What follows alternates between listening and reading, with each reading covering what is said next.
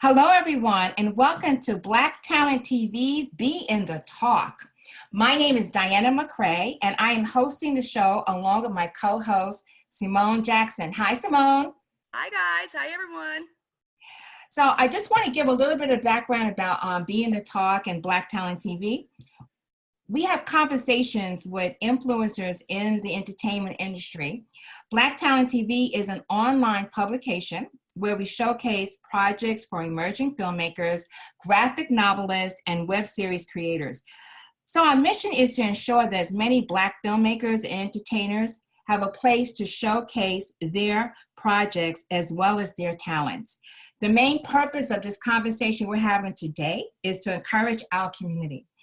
We showcase many creative artists whose stories should be told, and the way to promote this mission is to engage in a great conversation with people like the person we have on our show today. I'd like to take time to introduce Kwanza Osajyefo, who is the co-creator and writer of Black, a comic that explores the question, what if only Black people had superpowers? He's worked on both major comic book publishers, starting his career as an intern and working his way up to digital editor. After leaving comics for a time, Kwanza returned to launch DC Comics' first web comics imprint and created the blueprints for their digital comics initiative. Black is his first published work and has been optioned for feature film. Welcome, Kwanza. How are you? I'm great, thank you. Wow, that was a nice read. Yeah, thank you for coming on our show. Absolutely, thank you for having me. Yes, Kwanza, we really appreciate you being on here. We know before you become the man of Hollywood and the man of the hour, we are glad you take the time. Yes, I did say that. We're glad you took the time to talk with us today. So I just want to start off by saying congratulations on your success with your comic book Black. I was just wondering, could you tell everyone a little bit more about this series? Sure, I think it pretty much is summed up in the tagline, what if only Black people had superpowers? But the thing that inspired me to tackle that question in this book was, a fairly long history working in comic books. As you read from my bio, I started as an intern. I worked my way up to digital editor, and I worked between both Marvel and DC Comics. And I think this is not like an unusual story for a lot of people of color, but I found that I was the only Black person working in the industry most of the time. And even with some of my colleagues, we've often said in meeting each other outside of work that, we were never at the company at the same time. Right. And what came from that, what I noticed was that a lot of the content and the characters who were Black were essentially being created in this bubble that was, mostly like white men, because that's basically what the comic book industry is. And through no sort of like Machiavellian like machinations or anything, I felt that lack of perspective was exactly why these characters didn't quite resonate and didn't quite feel right and didn't have the context of what it was like being Black. In particular, one of my favorite comic book series, which was X-Men, that's often been held up as like this sort of allegory for the struggles of people of color and minorities in the United States. But as I became a little bit older and continued reading, I was like, that kind of rings a bit hollow, because when you look at those characters, there's nobody stopping Wolverine when he's driving a nice car. Right. There's nobody sending throwing Jean Grey's resume into the trash because her name looks like a mutant name. And so these problems that this comic book was trying to tackle just didn't really have a lot of weight to it to me. And I felt like, let's strip the allegory away. Let's strip the allegory away, because I do like sci-fi, and it made me think like, what if only Black people had superpowers? Like, how would the world react to that? And I think that's probably a lot of the success, because once you ask that question, your mind just kind of goes into this territory, because the context is like right there. You don't, there's no education that's needed to get across to people that, that happening would be an issue, because there is an issue already. No, I 100% agree. And, didn't really think of it that way, no one's ever pulled over Wolverine for a nice car, or that is something you really don't think about when you watch these types of movies, but you wonder, you know, if in real life, would Wolverine be pulled over for a nice car? Would Jean Grey have her, resume thrown out just for having a different name? It's like, that's a really thought-provoking. Yeah, and I mean that was really the crux of it, because I mean a character like that, she's a very attractive redheaded white woman. I don't think, and she's telekinetic, so I'm like, you pretty much kind of like won the lottery in life. Right? So, looking at that, I just felt like this could be something really interesting, because the minute I asked myself that question, I knew that I was onto something. And that was just something that popped up like 10 years ago. I brought it up to my partner, Tim Smith 3, and, work kind of got in the way and we sat on it for a while. And then about 2 years ago, we launched a Kickstarter for it, because what we realized was that, the concept of it, was still relevant, and it was going to continue being relevant, because as much as people have said that like we sort of struck the nail on the head and we like brought this out at just the right time, I'm like, this sort of narrative existed 10 years ago and 400 years ago before that. Like police, the story starts off with a scene of like, police profiling and the murder of the lead character, who then comes back to life and realizes he has powers. But that moment, that catalyst, that's not new. That's sort of every day in the Black experience. And that was something else that I really wanted to bring to the forefront in this sort of storytelling is, the context of what it means to be Black. It's not about tokenism or having like the Black character on your super team lineup. It's like there's a real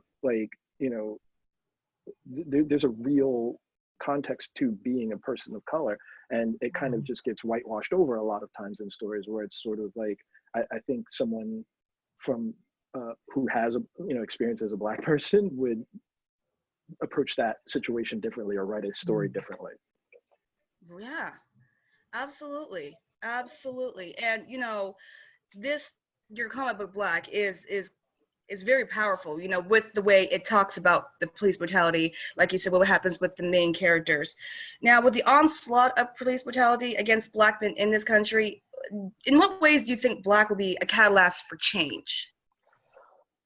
I'm not sure about that, because one of the things that like I've often said about the book is that Black is what the reader brings to it, and the response to it has been overwhelmingly positive. Like people have really, sort of responded to it well, but there's still other people who are going to see it and have that knee-jerk reaction to it, that negative response to it. And I don't know necessarily that like the book itself can change someone who's not open-minded to it. I do think that it does bring the Black narrative into like this sort of superhero sphere and tell a story that really has a lot more context than, again, just that sort of like tokenism where a character's background is sort of I'm trying to think of the right word for it. It's made safe, for the reading community. Whereas like there's not a lot of safety in Black, and I think that maybe that might be disruptive, like in changing people's perspective on like how Black people are depicted in comics. Because another reason that I wrote the story is I wanted to show that wide variety of Blackness. We don't exist as this monolithic sort of being. There's a huge variety to our perspectives and our character and who we are. And some of the people who inspired me, Dwayne McDuffie and Milestone Media, what I loved about their comic books when I was a kid was that, one of their characters was like a Superman pastiche, but he was a conservative. It's like, yeah, that's right. Black people are conservative. We, are surprised every time we see them, but but we know they're there. Might not be invited to the cookout, but I mean, it's a real thing, and that needs to be expressed as well, so that we're not always seen as like the angry Black man or the jive talking like sister and stuff like that. It's like there's a huge wide gamut, and I based a lot of characters off of like my family and my friends and people I know who are just like on vast different spectrums, and I felt people needed to see that to better understand who Black people are. So maybe in that case it could be a catalyst for change, but again, that's if you're open to that sort of narrative. Wonderful. I remember when I first heard you speak, Kwanza, at the Blurs, it was like it clicked to me. I mean, some stories, because I love stories and love superheroes, but I just remember feeling like, wow, that is a movie coming. That is something some people need to see. And so when I read the first issue, of Black, it just went right into the police brutality. It was like there was no gap or no story, no building up to a story, but it was just get right into it and then, deal with the fact that, he had the superpowers. So I just was wondering, like, in terms of your thought process, the creative thought process, just tackling that in the first issue as opposed to maybe kind of building a story, what were you thinking? Like, you just want to get right on it? You can talk a little bit more about that. Yeah, I mean, as a writer, I can go back and look at anything that I've done, and I would rewrite it a million times over and in a million different ways.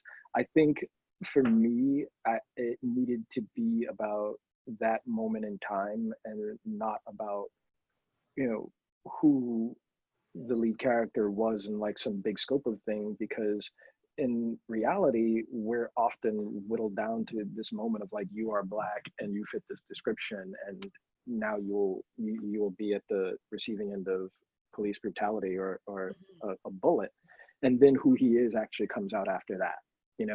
Who these characters are, like, springs out of that moment.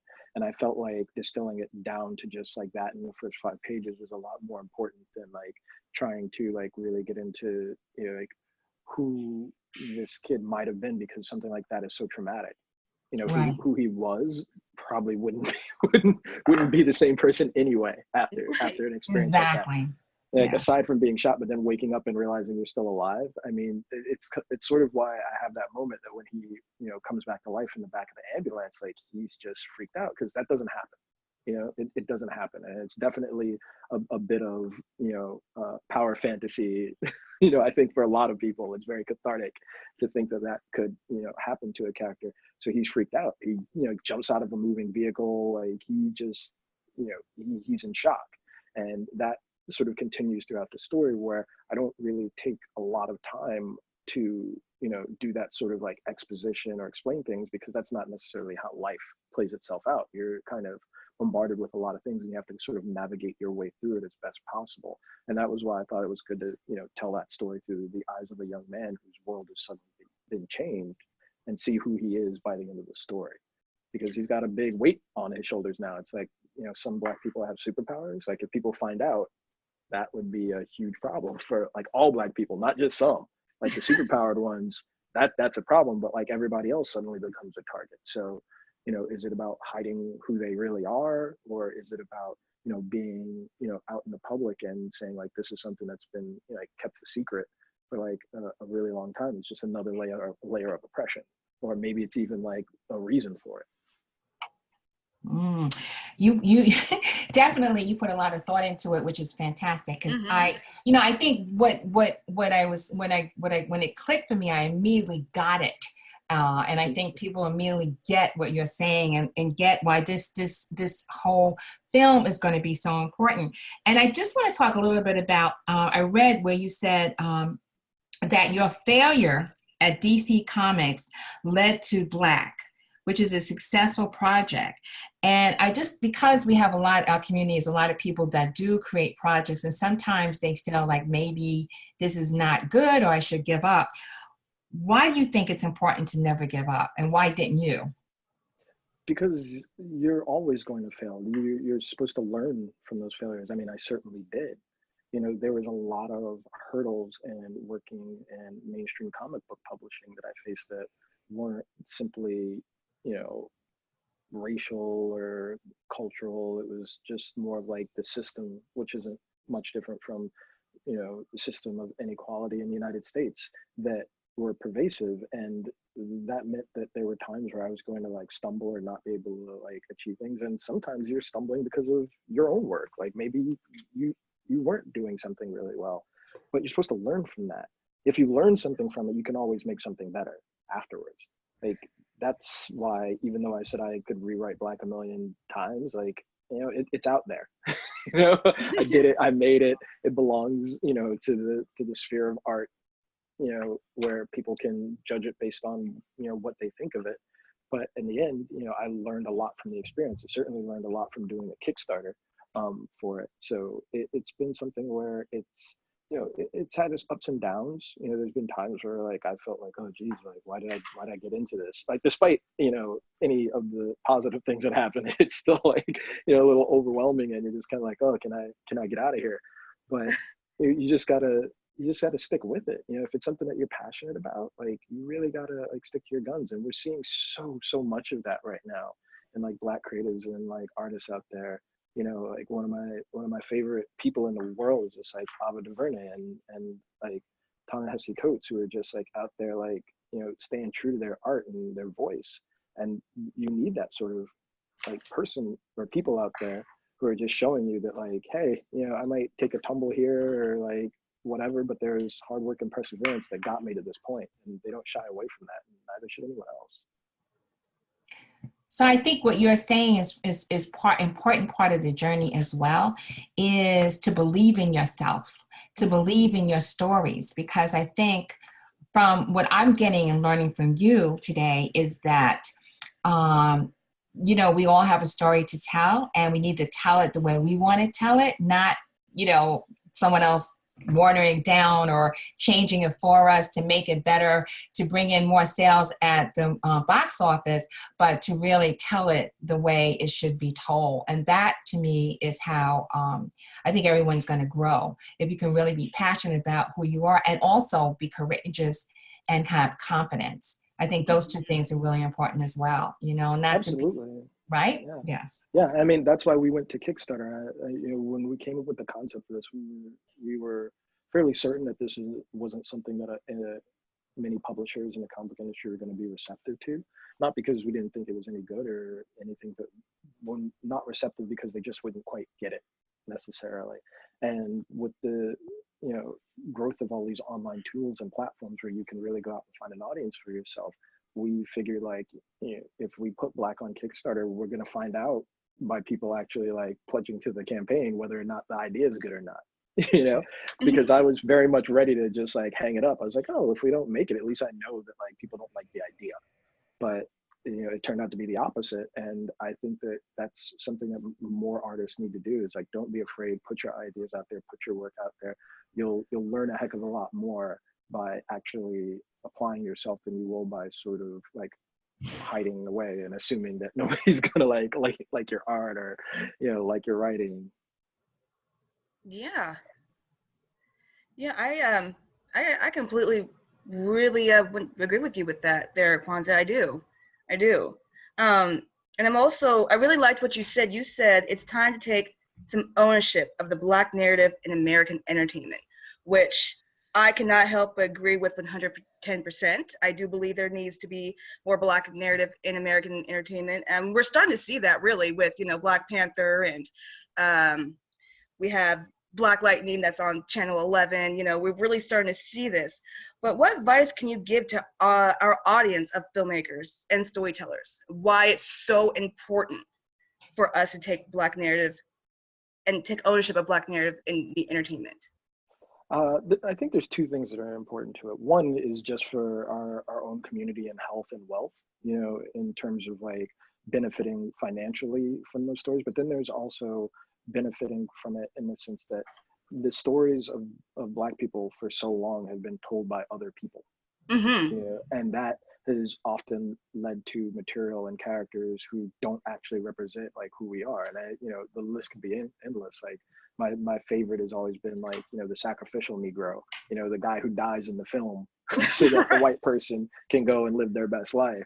Or the magical Negro who shows up with all of his like wisdom and stuff and is sort of subservient to this other person's narrative, but doesn't want or have anything for himself. And I'm not, those people probably exist. Right. But that's been the depiction for so long that it's sort of just reached a point where it's like we can't be this two-dimensional in film and entertainment, and then on a news report we're depicted as like thugs and gangsters. So it's like there's just more to us than that, and we know that. we understand that, but now the world is starting to catch on, and that's why you're seeing films like Black Panther, and you're seeing TV shows like Luke Cage, and now you've got Black Lightning coming out, and all of these stories. And then how could I even forget like How to Get Away with Murder and Scandal and all that stuff? Like just all of these like great narratives are Mm-hmm. really winning. And I think the other reason that they're winning is because to a mass audience who have, you know, essentially gotten tired with just like the white male perspective on everything, this is like new territory to them. This is like untapped Right. narratives. Like, yeah, I think that a lot of that is why people are so excited, because they're just like, wait, what? They're like, this black people do what? Like, it's just completely new to them. And that's kind of a great thing. I mean, it's sad and silly, but at the same time, it's just like this really great opportunity to like, you know, bring people in and say like, you know, it wasn't just the, you know, the Cosby Show. It's all these other things as well, and really have people respond to it. That's the other key thing too. It's like these shows aren't just like, you know, in this small vacuum. They're like major, you know, pieces of entertainment. Like Empire is a huge thing. Like Shonda Rhimes essentially like runs DC's like, evening programming, you know, I mean, she has it on lock.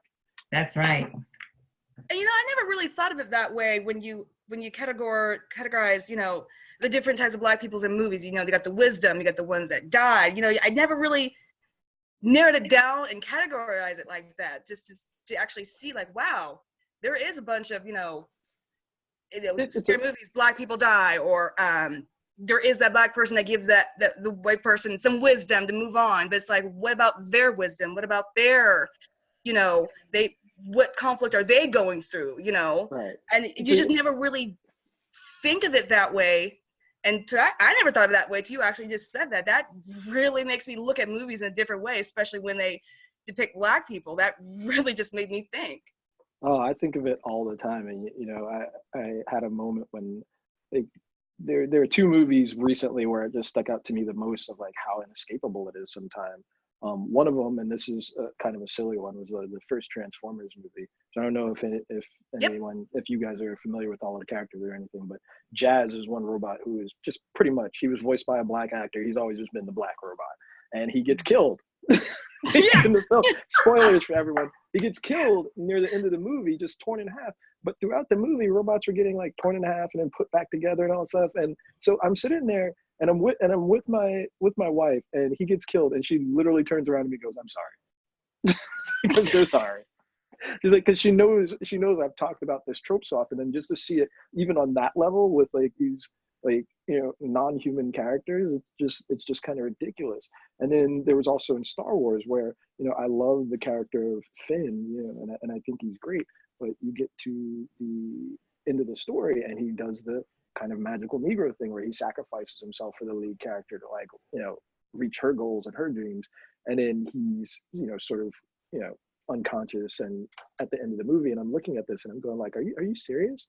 Like you spent all this time on diversifying this cast, on including these people, and then you do the trope again. Like it's the trope. Yeah, it's right there. And I let out an audible like, oh, in the movie theater. I was like, you kidding me?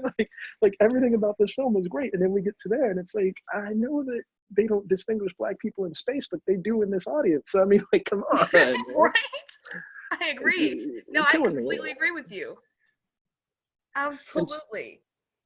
Yeah, and so I just, you know, I really wanted to do something with Black where it's like, you know, I just created like this universe and this cast that like had meaning and context, but also just had, you know, all of the people that, you know, I grew up with in my life, you know, of all shades, but, you know, specifically like Black people, and how, you know, we can go from being like, you know, the bougie, you know, educated like brother to like, you know, the sort of like loud talking like, you know, sister who, you know, has her stuff together, but also is going to let you know that she comes from the Bronx. You know? Right. And I think both of those characters are important. You know, it's just when it's one of them, you know, it's just when it's this one person who's supposed to like represent all Blackness, you know, that right. you start to have these problems. So I think that's why everyone's so excited for a movie like Black Panther, because it's just like, it's all Black. It's the Blackest thing ever. I think it should be a national holiday when that movie come out. Oh yeah, I already got my ticket already. And I say that with absolute proud. I already got my ticket already. I'm super excited for that movie. But I just want to go back to what you were talking about earlier with Kickstarter. Now with Kickstarter, your goal was just only to raise about $34,000. Yeah, 30,000. Yeah, that was our original 30,000. goal. You end up raising $92,000. Now I know that had to blow your mind because I'm pretty sure you weren't expecting that overwhelming support. What are the key components that made your campaign so successful? Yeah. Well, yeah, I definitely wasn't expecting that. I went in with like my little battle plan and stuff, but I definitely thought that we were going to be fighting for that $30,000 for like the whole month, and we hit that goal, our first goal, in like 3 days, I think it Wow. was. So that was a life lesson to learn, everybody, because we had no plan after that. we had nothing. We're like, oh, okay, so all of these like campaign like plans that we had throughout the month, like let's throw those out because we already did it. So I think what was key for us was just like really telling our story, us within the story, because each one of the people on the team, like myself, Tim Smith 3, my co-creator, Jamal Eigel, Kari Randolph, we're all guys who have worked in the industry, and some people might know us, some people might not, but all of the stuff that I was saying before about like these Black perspectives and Black narratives is something that was really important to us, and it was why everybody decided to get onto the project. But being able to tell that part of the story and why it was important to us, I think is really what kind of helped get it across. Because even though it has like pretty good tagline, I think people really respond more when they know that you have like a reason for doing it. And my reason had always been to like really make up for that lack of inclusion, that dearth of like Black characters and professionals in the industry who are there but aren't telling these stories about us and our people in a way that's just as entertaining as Spider-Man or Batman. Wow. Yeah. I gotta say, congratulations. I'm really glad that you made your goal and beyond. I think it's amazing. I can't wait, to be honest, for Black to come out. I'll be there in lines in the movie theaters when it does, happily. Yes. And speaking of that, I just wanted to say that I too had issue with Finn at that part. I was like sitting in the movie theater and I'm saying, oh no, they didn't do that. And then it was like the whole, I just like, because again, here I am, one of my pet peeves, and I love movies. I grew up on movies. I love entertainment, but just now to see a movie where finally we get a young Black male in the lead, and then he's giving up his power to this young white woman in the movie. I was just like, it just totally took me, my mind started thinking more about that than the rest of the movie. So I think to your point, Kwanza, it's a person that's grown up, watching this transition and transformation and always hoping. And even, I got my little notebook of write my own little superhero stories because I love superheroes. I love the journey of the superhero. I think with this, congratulations, number one, on the Studio 8 deal. And I think everyone is certainly excited because this is a story that we all need to be sitting in our audience looking at, and we need to really take it to that next level of like just understanding and loving who we are as a race, and understanding how powerful we are as a race, and start to unite together to kind of bring more stories like that to the forefront. So I just want to know, like, 'cause like I said, a lot of times the filmmakers that we talk to and stuff, they have some projects, they have a lot of web series, they have ideas, okay, and they've even created like their web series, but then what do they do in that next step? Like, in terms of, did you work with an agent, or you just went and got your own deal, or did they come to you, or what do you think is essential for the filmmakers to get go to the next level with their projects? So I have to say that like it's one part hard work. There was a lot of preparation that I did in preparing for the Kickstarter. I scraped up my own money to hire like a small PR agency that works specifically with comic books to help us get the story out there beforehand. Knowing that I could have very well lost that money. But and then the other part is luck. I mean, we were lucky that the story resonated so much with people, and then people started coming to us. It was actually pretty distracting because we had movie offers like the day of we launched the Kickstarter, and it became this very like daunting process of trying to still manage this campaign and then also field, these publishers and movie studios and audiobooks and games and all this stuff who really, took an immediate interest to it. And I mean, that's a great problem to have. But I think that we were lucky in that. I don't think that happens all too often for people. So you really kind of have to be ready for the long haul, especially with comics, because even just outside of like doing a Kickstarter and then like movies and all this stuff happening in our particular case, I had worked in comics for 10 years, and most artists usually work in 10 years, whether you're a writer or whatever, before anyone even really knows your name. So it's something that you really have to stick to and really be dedicated to if you want to see it through. Like, time and life might get in the way, and it might be rough, but if you stick to it and you're really, really, dedicated to it, I definitely think, you'll see good results. Wonderful. Wonderful. I think that your points are,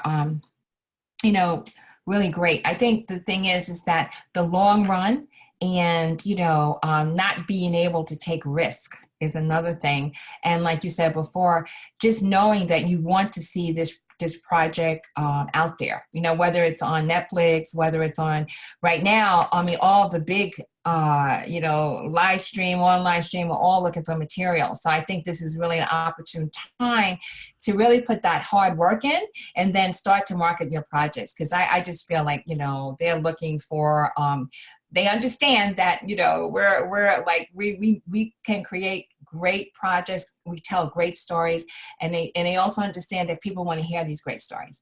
And so now is the time to really, really put your plan together, make sure you have a business plan and work that plan and get out there, and don't let anybody stop you. So thank you so much for that. Absolutely. And I also want to give another bit of advice too. It's just also, when we talked about like failure and stuff, it's also acknowledging when an idea isn't good. I've also seen people like very like obstinately like chase after something where they're not getting an audience and they're wondering why. And sometimes it has nothing to do with like all the hard work and blood and sweat and they put in there. It's just like, maybe this isn't the right idea for you to pursue. So even though it might feel like a failure, sometimes you have to be willing to put something down and move on to something else and take what you learned and put that into your next project. Because as I said, I was 100% willing to like let the public decide whether Black was a good idea. If we didn't make our campaign goal, we would have not made that comic. It wouldn't exist.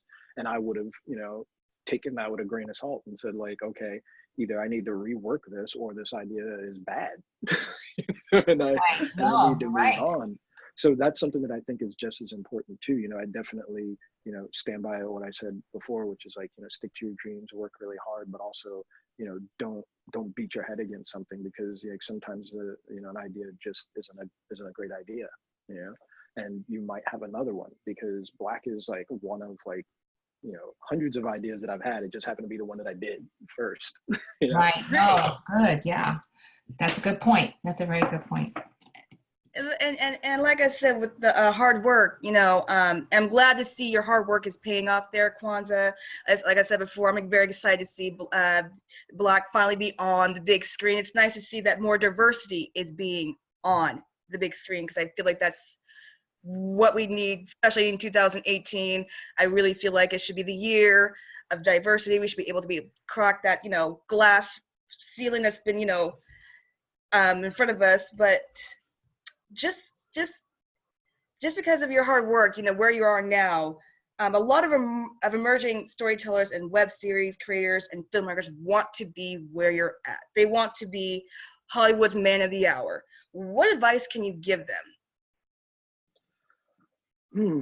Well, I think it all goes back to the 2 points that I was going at. It's like sticking to it, but not being so married to your idea that you can't be objective about it. I think one of the people who I've like admired a lot is like Issa Rae, because I used to watch her web series, like Awkward Black Girl, before it became her HBO show. And this was something that I imagined she was doing for no money. She just wanted to be this like awesome, charming Black comedian online, and she stuck with that. She kept producing, she kept making this content, and it eventually led to a bigger platform for her. I think you just have to like really work on your craft and like try to deliver and be ready for that moment when it happens. I think we all know stories also of people who have had that moment happen to them, and then they take an L. They let Hollywood sort of trap them, and then it can be as much of a big failure as the success that you had. I'd like to think that in the future I can grow and continue to make art and maybe more films and stuff like that, but at the same time you also have to be prepared for the realities. I mean, it's Hollywood. Like it could go from being in production for like 5 years to like being $1 billion hit, or it could go from being like in production for like 6 months and then being a flop. You just never know. Like you just have to be willing to roll with that. That's right. Well, you have just been amazing, Kwanza. I definitely know that our audience, our community, Black Talent TV community, is going to get a lot out of this this interview with you, in this conversation. And I thank you, because I know that you're very busy, and I truly, on behalf of the Black Talent team, we definitely thank you for sharing like your success and your everything, your philosophies and your advice with us today. So and I hope like when let us know, send us any press releases or anything when as you absolutely. the movie, we'd be happy to post it and let everybody know on Black Talent TV. So please feel free to send us anything, and we definitely will do that for you. Okay. Absolutely. I mean, my dream is that we have the first Hollywood movie premiere in Harlem.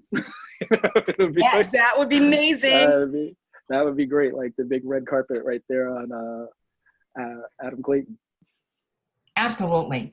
That's a good dream. Let's do it. Let's make it happen. So you got us behind you. So, whatever we need to do, and even in terms of coming and, covering, being the media, part of the media too, and just like, let's make it happen. I think part of what we like to do today and from now on, especially in 2018, is unite together as people and as artists. And, Patricia Rivera is my co-founder. She couldn't be here today, but that is this conversation that her and she and I have all the time, especially in this climate that we're living in today. How we can make it better, how we can connect people, how we can network with people. So I really, again, really appreciate you coming on. And Simone, do you have any closing words, or you guys have any closing words before we go? Well, I just wanted to say it was really great talking to you, Kwanza. I'm really excited to actually tell my brother, because he was actually the one who actually told me about your comic book, because he's been reading comic books he's been a comic book nerd for 4 years, and he's been waiting to find a comic book that he can relate to. And I know that once this comes out, and once this comic book comes out, and once this movie comes out, I feel like people are really going to be able to relate, and I do believe that it can be a catalyst for change. At least have a conversation be started. And I think if that conversation is started, then we can definitely move from there. But I do appreciate you for creating Black, because it's something that not only brought my brother and I closer together, because I'm starting to get into comic books too, but it's really nice to be able to read something and we can relate to it, if I'm making any sense. No, that makes total sense. And just for the record, Black is out now. You can buy it on Amazon and bookstores. The collected edition is there, so you can read the whole story. And our next book, which is going to be the series in between, like the big tentpole books, Black AF, America's Sweetheart, is going to be out on January 31st in bookstores. And that story is about the most powerful person on the earth, who's a 15-year-old Black girl from Montana. Really? Well, I will definitely have to check that out. That sounds interesting. You're just really, I'm loving your ideas. I love that. Yeah, so we're gonna keep it going. So Black AF is gonna be sort of the ongoing arc of stories as we move towards the next big book. And then, yeah, hopefully, the dream is that the universe can be a platform for other Black writers and creatives to play in. That's right. Once I decide to not be a control freak and write all of it. Oh my goodness. Once I decide not to be a control freak. Hey, you're honest about it. You're honest. Well, we do want to thank you for joining us. Again, we know how busy you're going to come. You're about to be, the man of the hour. So we do appreciate you sitting down with us, your thoughts and everything. I know it's been pretty inspiring, and I know that as Miss Diana said, our audience is really going to appreciate this interview. I think they're really going to think about this interview too. It's very thought-provoking, and hopefully, they'll come out in full support for Black and come out and see the movie. And yeah, I am for, doing coverage for the red carpet, talking to the man of the hour. I would personally love an interview with you on that day, so I can say I am with the man of the hour. I feel privileged. This is Kwanza. I would love that. That would be awesome. You guys have got me over here like blushing. All right. Thank you, Kwanza. Thank you so much, Simone. And we'll talk soon. And keep in contact with us. Let us know what's going on from time to time. Definitely, okay? will do. All right. Thank you so much. Bye now. Bye-bye. Bye. Bye-bye.